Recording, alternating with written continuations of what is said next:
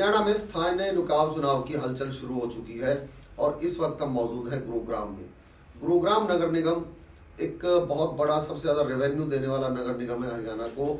और लेकिन विकास कार्य गुरुग्राम में कितने हुए और इस इलेक्शन में क्या मुद्दे हावी रहने वाले हैं, उनसे हम आपको सबसे पहले रूबरू कराएंगे। तो सबसे पहला मुद्दा जो लगभग हर साल यहाँ पर आता है, जल भराव।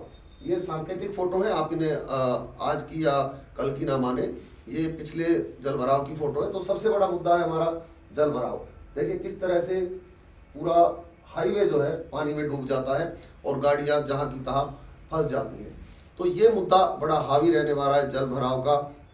इसके बाद हम आपको लेकर चलते हैं दूसरे मुद्दे की तरफ। दूसरा मुद्दा जो विधानसभा चुनाव में भी उठा था, लोकसभा चुनाव में भी उठा था और अब फिर नगर निगम के चुनाव में भी उठने जा रहा है, वो दूसरा मुद्दा है हमारे सिविल अस्पताल का। 700 बेड का सिविल अस्पताल प्रस्तावित है, लेकिन आज उसकी जगह पार्किंग बनी हुई है।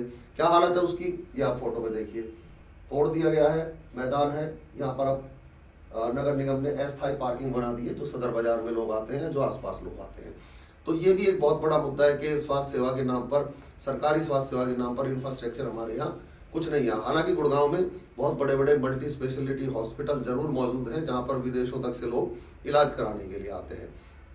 तीसरा सबसे बड़ा मुद्दा जिसको लेकर के नगर निगम, इको ग्रीन, यहाँ तक कि ग्रीन ट्रिब्यूनल है, वहां तक मामला जा चुका है, लेकिन सुनवाई कोई नहीं। हालात जस के तस।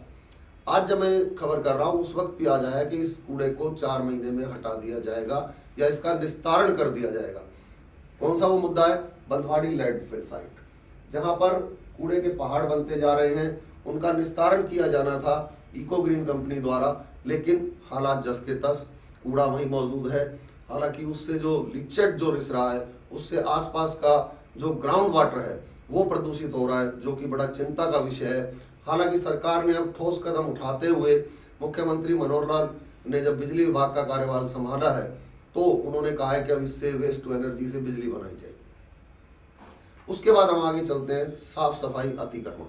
ये साफ सफाई और अतिक्रमण आप लगा सकते हैं कि सड़कों पर पूरी तरह से अतिक्रमण हो जाता है, ट्रैफिक नहीं रह पाता, गंदगी फैलती है। साफ सफाई बड़ा मुद्दा रहा है। पीछे बीते साल की हम बात करें तो अधिकांश समय जो निगम के कर्मचारी हैं अपनी मांगों को लेकर लगभग स्ट्राइक पे रहे हैं, जिसके कारण जो है शहर में कई जगह कूड़े के ढेर लग गए थे। हालांकि अब उन्हें उठाने का काम शुरू कर दिया गया है। विधानसभा चुनाव के बाद कुछ इसमें तेजी आई है साफ सफाई में। उसके बाद अगला महत्वपूर्ण मुद्दा कि गुरुग्राम साइबर सिटी है, मिलेनियम सिटी है। यहाँ पर देश विदेश से लोग आते हैं, बहुत से राज्यों से यहाँ लोग आते हैं, अपनी रोजी रोटी कमाते हैं। यहाँ का बस स्टैंड जो कि सबसे जरूरी चीज़ है, आप बस स्टैंड के हालत देखिए। पीडब्ल्यूडी ने कंडम घोषित कर दिया, बिल्डिंग को तोड़ दिया गया, लेकिन नई बिल्डिंग को लेकर अभी तक कोई सुनवाई नहीं है। ये मुद्दा भी कोई आज का नहीं है, ये भी दसियों सालों से चला आ रहा है कि गुड़गांव जैसे शहर में एक अंतर्राष्ट्रीय स्तर का बस स्टैंड होना बहुत जरूरी है। हालांकि बात हवाई अड्डे और मेट्रो तक की होती है, लेकिन कम से कम बस स्टैंड तो होना चाहिए। ये मुद्दा भी इस चुनाव में हावी रहने की पूरी संभावना है।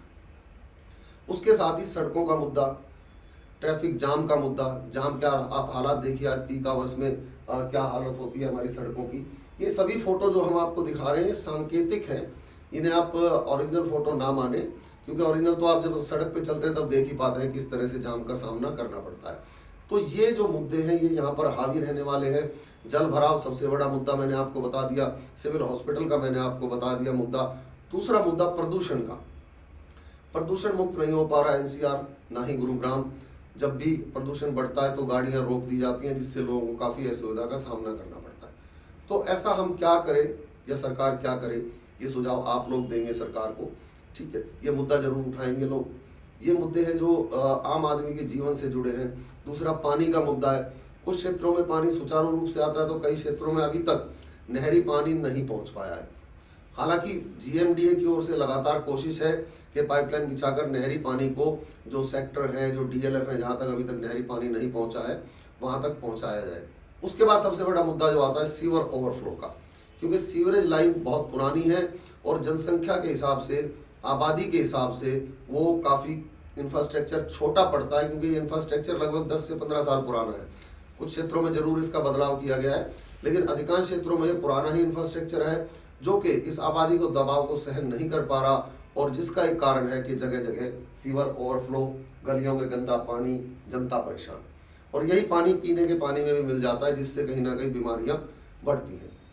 ऐसे बहुत से मुद्दे हैं जो अब इस इलेक्शन में उठने वाले हैं।